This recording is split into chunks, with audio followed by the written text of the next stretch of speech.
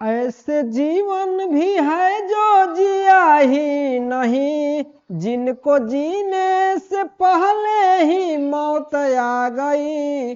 फूल ऐसे भी हैं जो खिले ही नहीं, जिनको खिलने से पहले खिजा खा गई।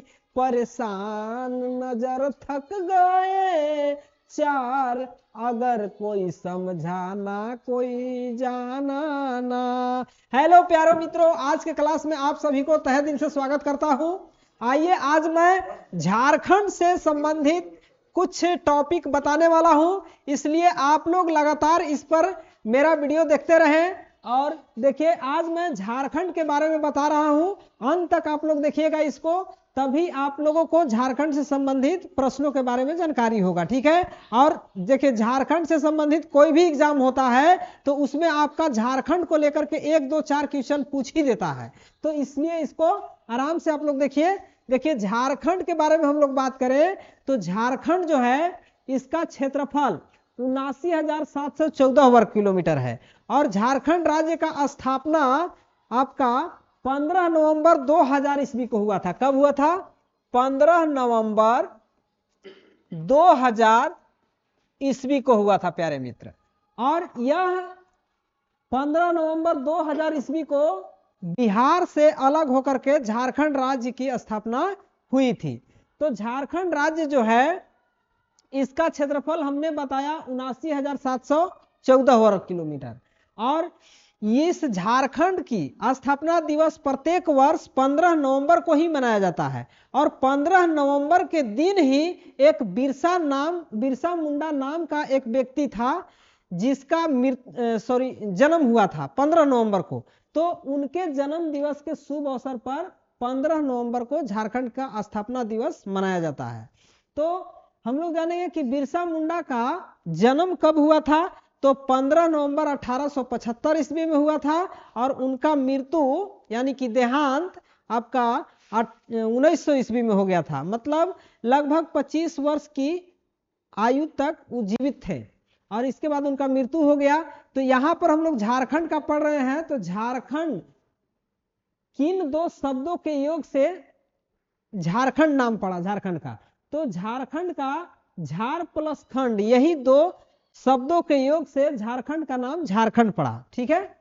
झार मतलब होता है झाड़ी, और खंड मतलब होता है टुकड़ा। तो झाड़ियों के टुकड़ा को हम लोग झारखंड प्रदेश कहेंगे, मतलब झारखंड कहेंगे। तो यहां पर है भौतिक भूगोल। भौतिक भूगोल झारखंड के बारे में जानेंगे कि आखिर झारखंड का भौतिक भूगोल क्या है। तो झारखंड की भौतिक भूगोल जो है, ये आपका झारखंड की नदियां प्रायद्वीप नदियों की श्रेणी में आती है। झारखंड के भौगोलिक स्थिति को देखा जाए तो सबसे महत्वपूर्ण यहाँ नदी जो है, ये प्रायद्वीपीय नदी आता है झारखंड में।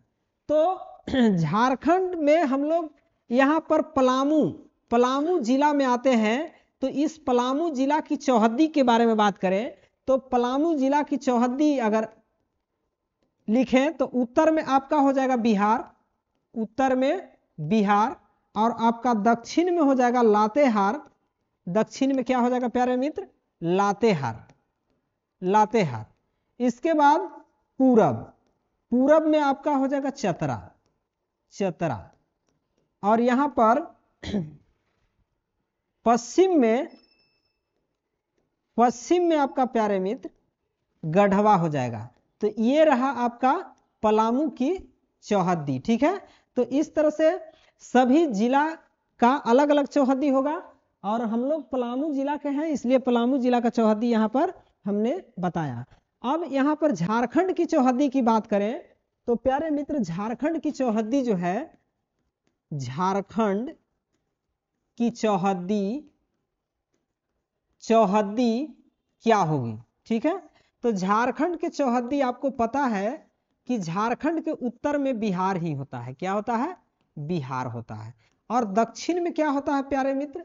दक्षिण में आपका हो जाएगा उड़ीसा। क्या हो जाएगा? उड़ीसा। और पूरब में क्या हो जाएगा? पूरब में हो जाएगा आपका बंगाल की खाड़ी हो जाएगा। ठीक है। इसके बाद आपका बच गया पश्चिम। तो पश्चिम में प्यारे मित्र उत्तर प्रदेश हो जाएगा। क्या हो जाएगा? उत्तर प्रदेश।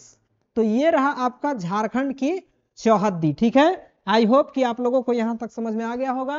अब हम लोग आगे चलते हैं और देखते हैं नेक्स्ट पेज। तो यहां पर हम लोग समझेंगे झारखंड में सबसे महत्वपूर्ण भूमिका निभाता है झारखंड की नदियां भौगोलिक स्थिति को देखा जाए तो भौगोलिक स्थिति में हमारा सबसे पहले दामोदर नदी जो है ये झारखंड के सबसे लंबी नदी है और झारखंड के राजकीय नदी भी है। झारखंड के राजकीय नदी के बारे में बात किया जाए तो यहां पर आपका कौन नदी हो जाएगा? दामोदर नदी ही हो जाएगा, दामोदर नदी। तो दामोदर नदी ये आपका झारखंड के राजकीय नदी भी है और झारखंड के शोक नदी के नाम से भी दामोदर को ही जाना जाता है और दामोदर सबसे झारखंड में सबसे लंबी नदी है। ठीक है, अब हम लोग बात करते हैं कि झारखंड की दामोदर नदी की विशेषता क्या है। तो देखिए दामोदर नदी जो है झारखंड के जिन जिन जिला से होकर के गुजरा है, ये झारखंड के जिस जिस जिला से होकर के दामोदर नदी गुजरा है, इस नदी के किनारे किनारे हर जगह कोयला पाया जाता है, कोयला पाया जाता है। और यहां पर हम लोग कोयला पूछेगा कि झारखंड में सबसे ज्यादा कोयला कहां पाया जाता है, तो यहां पर आपका पलामू जिला में आपका झरिया धनबाद में पाया जाता है। झरिया धनबाद कोयला का खदान, वहां पर बहुत ज्यादा कोयला पाया जाता है। और यहां पर हम लोग एक चीज और जानेंगे कि दामोदर नदी जो है यह कहां से निकलता है। तो दामोदर नदी का उद्गम स्थल मतलब यह छोटा नागपुर पलामू के पठार से निकलता है। ठीक है, इसके बाद इसकी सहायक नदी जो होता है किसका? दामोदर नदी का बराकर नदी, कोनार नदी और भेड़ नदी और स्वर्ण रेखा नदी, ये दामोदर नदी के सहायक नदी है। ठीक है, ये सब नदी मिलकर कहीं न कहीं जाकर के दामोदर नदी में ही मिलता है। ठीक है, इसके बाद यहां पर हम लोग जानेंगे कि स्वर्ण रेखा नदी यहां पर आया। तो ये स्वर्ण रेखा नदी जो है ये कहां से निकलता है, इसका उद्गम स्थल कहां है? तो रांची पठार, ये रांची से निकलता है। और यहां पर हम लोग जानेंगे इसकी विशेषता। तो इसका विशेषता है कि ये बंगाल की खाड़ी में जाकर के गिरता है।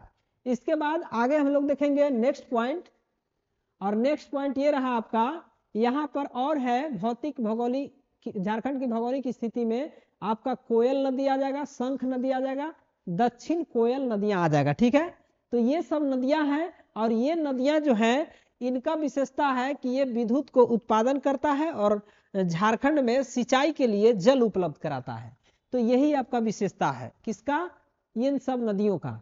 इसके बाद है गुमानी नदी, एक गुमानी नदी है और गुमानी नदी जो है ये आपका संथाल परगना क्षेत्र में बहती है और भागलपुर की ओर जाती है। कहां जाती है? भागलपुर की ओर जाती है बहते हुए। इसके बाद नदी तंत्र के महत्व क्या है? यहां पर झारखंड में हमने बताया कि बहुत सारे नदियां पाई जाती है, लेकिन इन सभी नदियों का महत्व क्या है?